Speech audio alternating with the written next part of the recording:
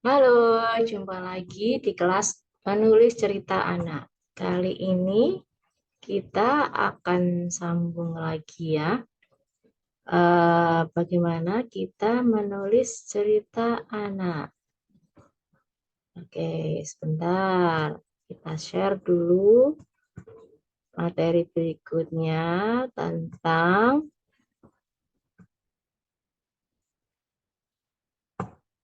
tokoh. Nah, kemarin kita udah bahas tentang tema ya.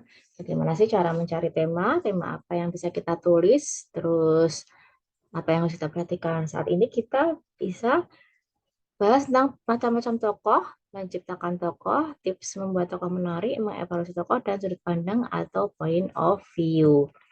Nah, macam-macam tokoh berdasarkan wujudnya bisa manusia, anak-anak, kemudian binatang, fantasi atau imajinasi, bisa benda ya.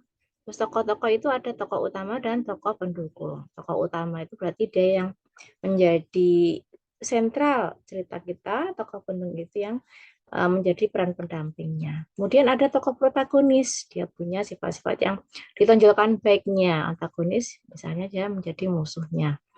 Cara menciptakan tokoh cerita, siapa tokoh utamanya, kita pilih siapa tokoh pendukungnya dan apakah ada tokoh antagonis.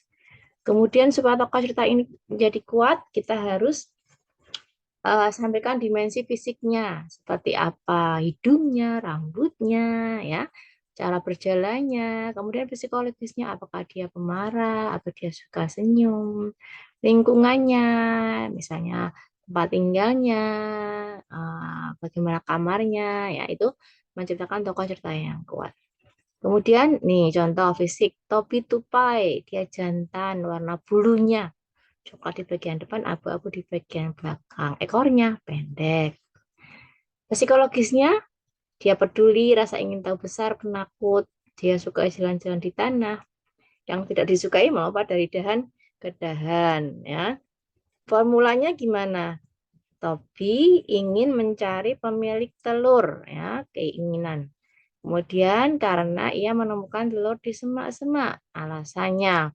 Tetapi tak ada yang mengakui telur tersebut. Jadi formula berceritanya yaitu ada tokoh menginginkan sesuatu, B karena C alasannya, tetapi D ya, ada sesuatu yang mengganggunya. Dimensi lingkungan, contohnya Tobi tupai tinggal bersama ayah ibu. Mereka menyayangi Tobi meskipun Tobi memiliki kekurangan.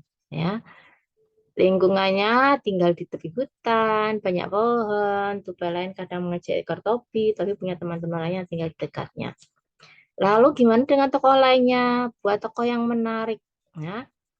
Perkuat dimensi tokoh tadi itu, fisiknya, fisiologisnya, lingkungannya. Kemudian sesuaikan dengan target pembaca. Apakah eh, pembaca anak ini suka dengan hewan kucing misalnya, atau dia lebih suka dengan apa eh boneka Barbie misalnya, sesuaikan dengan target pembaca dan berikan nama yang sesuai. Nah, biar ada yang menarik. Kemudian tokohnya tak sempurna, jadi dia punya flaws, punya kekurangan-kekurangan. Kemudian berikan tantangan.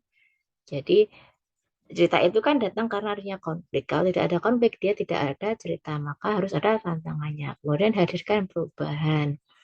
Jadi dengan cerita ini, si tokoh ini nanti akan uh, mengalami suatu transformasi perubahan.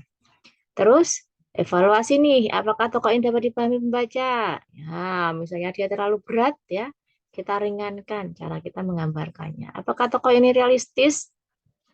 Nah, kalau fantasi gimana? Fantasi bisa juga, tapi meskipun fantasi tetap harus dia memperhatikan hal-hal yang masuk logika secara logika fantasi tersebut. Apakah tokoh ini dapat ditiru? Ya, kalau dapat ditiru juga harus niru yang baik-baiknya. Kemudian apa ini menghasilkan respon emosional. Jadi respon emosional inilah yang nantinya akan membuat cerita ini berkesan. Nah, sudut pandang pertama siapa aku ya. Jadi tokoh ini menceritakan dirinya dengan aku. Aku Gundul Baringis. Disitulah aku tinggal bersama teman-temanku. Tapi begitu saja aku bosan. Contohnya sudut pandang. Lalu ada sudut pandang orang ketiga. Ya, pakai kata dia. Messi, gadis kecil yang manis dan lucu, suka sekali matanya bulat dan berkilau, hidungnya mungil, bibirnya putih rapi, tapi ada satu yang masih sangat tidak suka, pipinya, kupingnya, atau bibirnya. Rangkuman, tokoh bisa manusia, hewan, imajinasi ya, atau benda, ada tokoh utama pendukung, protagonis antagonis. Dalam menciptakan tokoh, perhatikan dimensi fisik, psikologis, dan lingkungan. Dibuat menarik dengan memperkuat dimensi tokoh, memberikan tantangan buat tokoh tidak sempurna dan menghadirkan perubahan. Bisa mulai dari sudut pandang orang pertama maupun orang ketiga. Selamat mencoba.